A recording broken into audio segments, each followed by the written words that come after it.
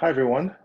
Today I'm speaking to Jeremy Dalton, who leads the extended reality team at PwC, where they help clients implement virtual reality and augmented reality technology. He is a public speaker and author of the book we're going to talk about today, Reality Check, which came out a couple of days ago. So Jeremy, it's very nice to have you talking to me about Reality Check. What was it like writing this book?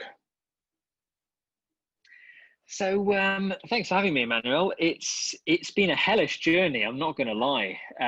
Writing the book has been it's been approximately a 12-month project, and it got elongated as a result of COVID.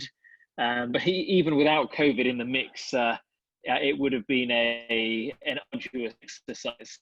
I mean, in the sense that yes, it was painful, but very rewarding when you get to the finish line and you finally see the cover being put onto the book, and it all starts to come to life.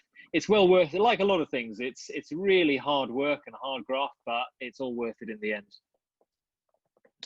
So debut author, obviously, and are there any things you think you've learned this time that will go into your next book in terms of your writing process? Yeah, definitely. So one of the things I learned is do not try and do most of your writing at the very end of the book writing journey. It's always going to end in misery. So I for the first time ever in my life, this is getting all the university exams, the professional sort of career I've had. This is the first time ever that I had to actually pull 3 all-nighters in a row. And that's a very, very painful exercise, let me tell you that. I will be looking to actively avoid that on the next book that I write. Yeah, I've read an advanced copy of this book, and it's brilliant. And I'm already looking for your next act. So this book, I think it's very important. So personally, from the way I see it, I come from a technology background. I run a book retail company now with a technology angle to it, as you know. And aspects of the book, like the learning and development aspect of it.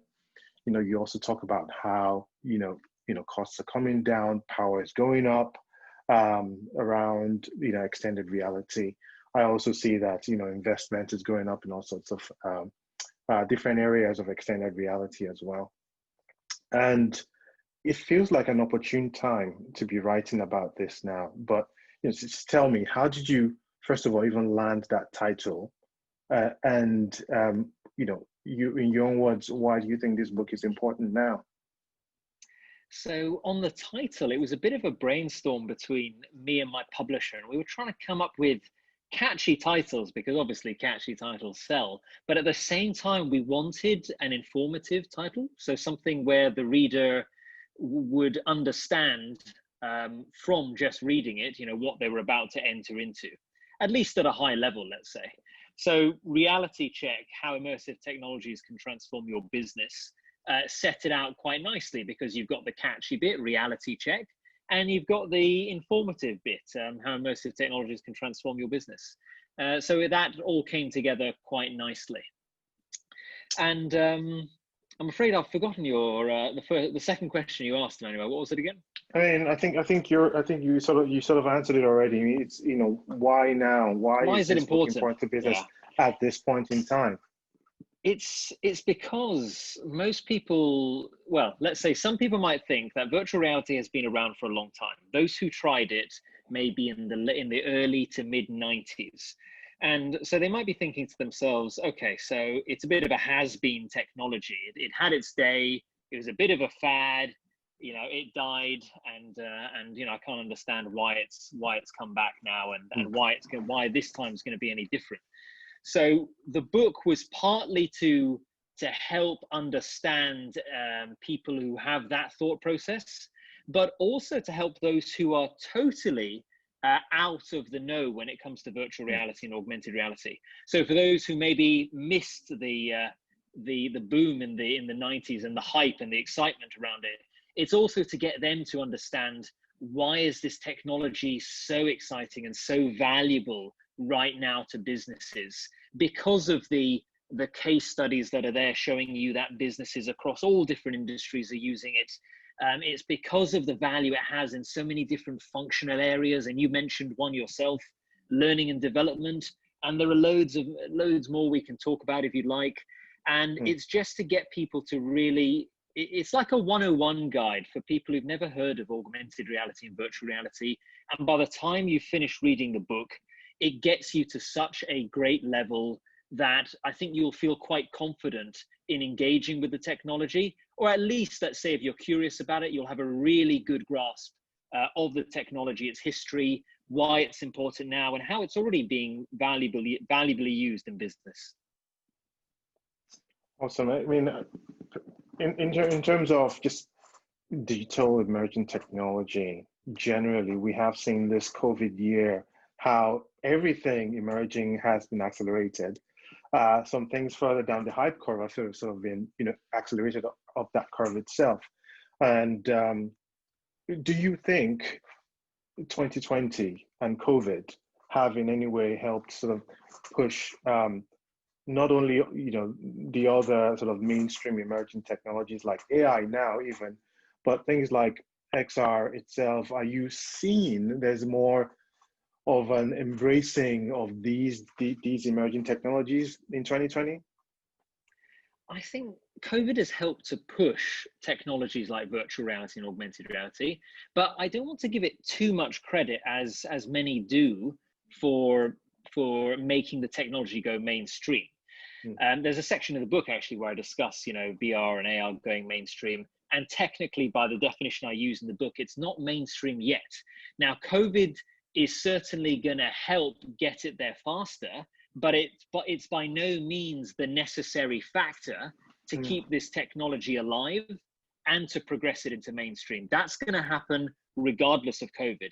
And even once COVID has subsided and is a long past memory, virtual reality and augmented reality will still be valuable and will still be used in business. And I think that's the important note to realize in the whole of this COVID-19 situation. I think it's quite interesting. You mentioned sort of some maybe some old impressions, some outdated impressions that some of your readership might have about extended reality. We've been hearing of virtual reality, and it's come in different guises for many times over the last few decades, and it's always been very science fiction-y, right? I think it got a big push with that Spielberg movie, Ready Player One, but I worry that virtual reality, especially, sort of there's an impression that it's all about video games, and that it doesn't have real practical applications outside of sort of the esports arena. How would you respond to that? I think that's absolutely right. At the end of the day, that was also part of my motivation for writing the book. When I talked about the education of virtual reality and it being like a 101 guide in a way, this is part of that guide. It's helping people to understand that misconception it's totally wrong. Virtual reality and augmented reality are not just for entertainment and gaming, but the reason why a lot of people think they are is because that's all they hear in the news. If a company like, let's take real examples, let's take DHL using augmented reality for, to optimize warehouse operations, or Ford using virtual reality to optimize ergonomics when it comes to manufacturing vehicles, HTC using virtual reality to collaborate and have conferences online. You don't generally hear about those in the mainstream news because they're not particularly exciting. I mean, to the mainstream user, so what if DHL's improved their operations by 20-30%? At the same time, if someone if all the people around you are playing Pokemon Go and it becomes a thing, and there are crowds outside your local Starbucks, then that's obviously going to make mainstream news. And when you get more and more of these news items poured on you, and they're all related to gaming, entertainment, or the consumer world in some way, then it's understandable that the the impression you build of this technology is one of it being a consumer technology and entertainment and gaming tech with no applications in business because you simply haven't heard of them. But hopefully I'll manage to crush that misconception with all the case studies and the stories in this book. And you do, and you do. I have seen some of those. What are some of the more interesting ones that you can talk about? Without giving away too much from the book, obviously. You still want to Yeah, sell of the book, course. right? Yeah, don't worry. There'll be loads of material to chat about in the book. Absolutely. I think one which is actually really exciting. I've got two in my mind. Actually, I'll go for two because they're from two different worlds. One of them is American Airlines. Now, not many people know this, but American Airlines actually uses virtual reality as well to train cabin crew. Now, they were looking at it as a sort of better way to train flight attendants and allow them to learn at their own pace, but in such a way that doesn't compromise on the accuracy of the procedures they have to do. Now, you think about how they would have to train otherwise. You'd have to actually get those flight attendants into a physical airplane. Now, how many different airplanes are there? There's, you've got your Boeings, you've got your Airbuses, the A380, the A370, the 777, the different 777 variants, the 767. There's so many different aircraft. And imagine how long it takes you as a flight attendant to be organized by American Airlines to actually visit all of those different aircraft and practice on all of them when you've got a queue of people behind you who want to do the same thing as well. It's very difficult to scale that type of training. So American Airlines built this 12-room VR training lab that allows 12 students to simultaneously practice self-guided training on door operations, emergency equipment locations, pre-flight check requirements, all that sort of stuff. And they can all train at the same time because they're not limited anymore by needing to access the same aircraft. And at a click of a button, the instructor can take them from one aircraft to another, and they can practice in different aircraft really quickly. So that's been really exciting for American Airlines, and they've already seen some great results that have come of it. So they found that the percentage of students confident in reporting a high ability to perform increased from 20% before the training to 68% afterwards. The percentage of students that required to repeat procedures on a physical simulator, that dropped from 25 to 2%. And error-free performance increased from 34 to 82%. So it's not just a sort of qualitative result where, yeah, it was great, and yeah, we can scale it, and it's been really good, and feedback's been great. There are some hard numbers attached to this. However, on the qualitative side, there's also some really exciting stuff out there. And this is one that I'm pretty sure many wouldn't have heard of. And it actually relates to volumetric video, which is a type of content that can be used in virtual reality. And a British rap singer called Tino Kamal actually used volumetric video capture in one of his music videos.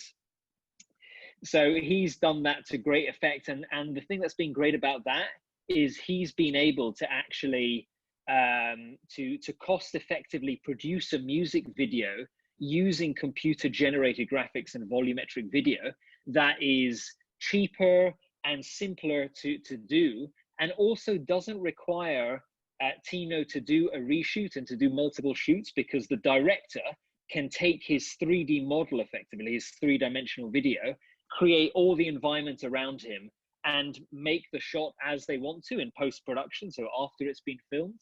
So there's some really fantastic examples there, which I really enjoyed drawing out in this book. Oh, that's really interesting, Jeremy. And I think I particularly like the idea of how the initial impressions that most people have about VR and AR is it's sort of very far future. Even if we're ever going to have anything like what we saw in Ready Player One, the movie, it's very far future. But having following this technology over the last few years myself, I do think that it's not as far future as most people think now. You know, as you say in the book, costs are going down, power is going up. I'm planning to get an Oculus Quest 2 wireless headset for myself Christmas. It should arrive tomorrow. So I mean, how, you know, if you were to predict, how close do you think we are to getting extended reality more mainstream than it is now? So depending on which analysis you look at, virtual reality is already anywhere between 6 and 16% in terms of penetrating the US household market.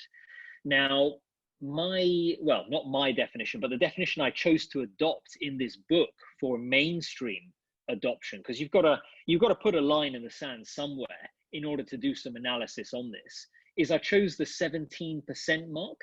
And the reason I did that is because if you look at the diffusion of innovations theory by the sociologist Everett Rogers, he talks about the adoption of technology and mentions the first 2.5% being the innovators, the next 13.5% being the early adopters, and then the next 34%, so in other words, at the 17% mark, starting from there, being the early majority. Now, that concept of going into the early majority is talked about by Geoffrey Moore, who's an organizational theorist as well. And he's got his own book called Crossing the Chasm, where he talks exactly about this point, about crossing the chasm from early stage adoption to mainstream adoption. And it's that 17% mark. So I've taken the 17% mark. So as I was saying before, analysis shows that it's currently virtual reality is between 6 and 16%, depending on who you speak to. I think given the acceleration it's having and the growth it's had over the last few years, it would be very realistic to say that virtual reality and augmented reality will go mainstream within the next 2 to 3 years. That's really interesting. You know, as we both know, the price points, some of these consumer products are getting more affordable, increasingly wireless. It's less than a console now, right? Yeah, I've got a PS4 Pro. When I got that a couple of years ago, I got that with the PSVR, and you know, setting that up for the first time back then, I remember putting all these cables into the headset and then going to the back of the PlayStation, finding what cable goes. So the first time you kind of unbox it, it was really clunky. And then even a few months after, the learning curve for me for setting up the PSVR every time I had to do it was quite high.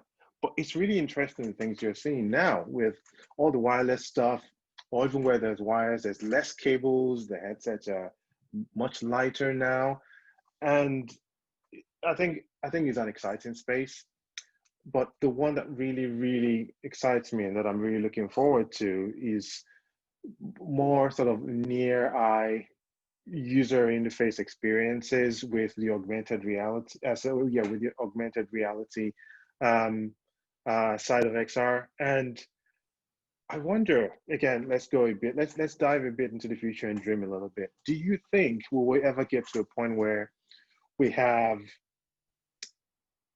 sort of glasses with really powerful processing power that can translate what you're looking at in real time, track your eye?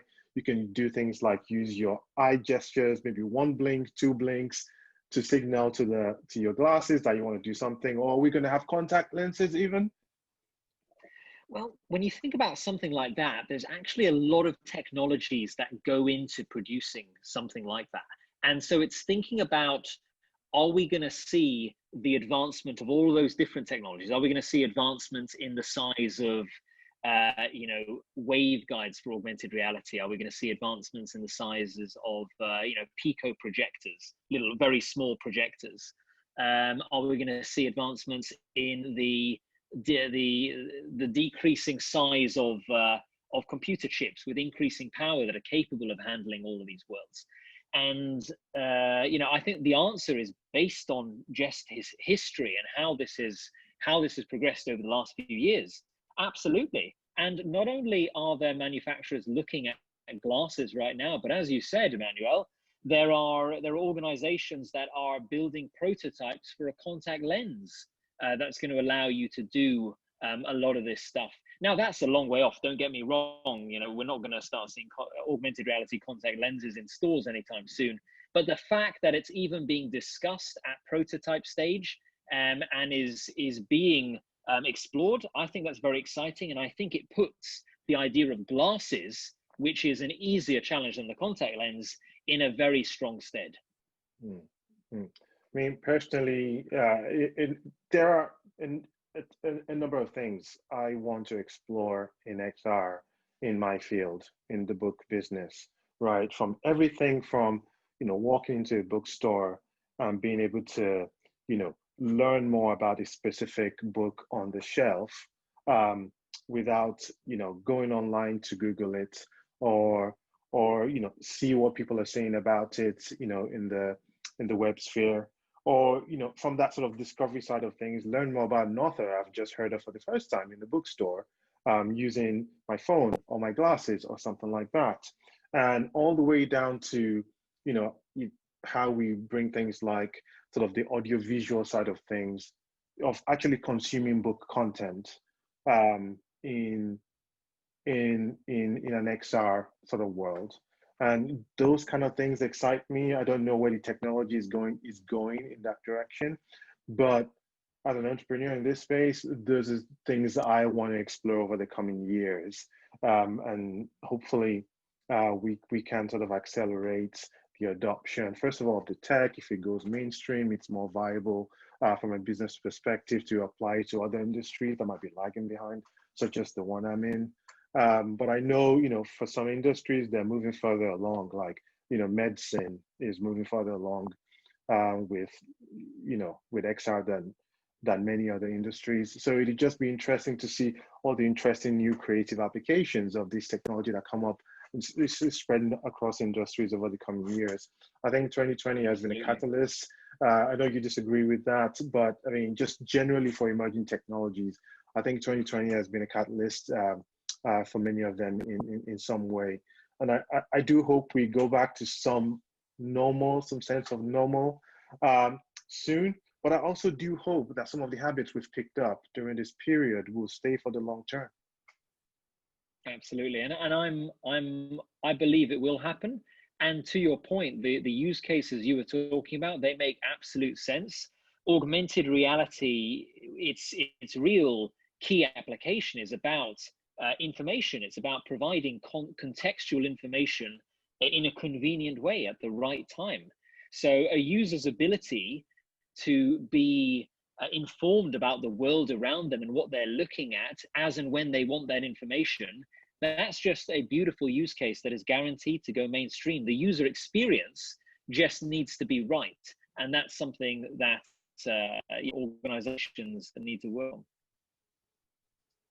Awesome. Thank you so much, Jeremy. It's been great fun chatting to you. It's been a real pleasure. Yes, I'm looking forward to everyone getting their hands on Reality Check, and good luck with the book.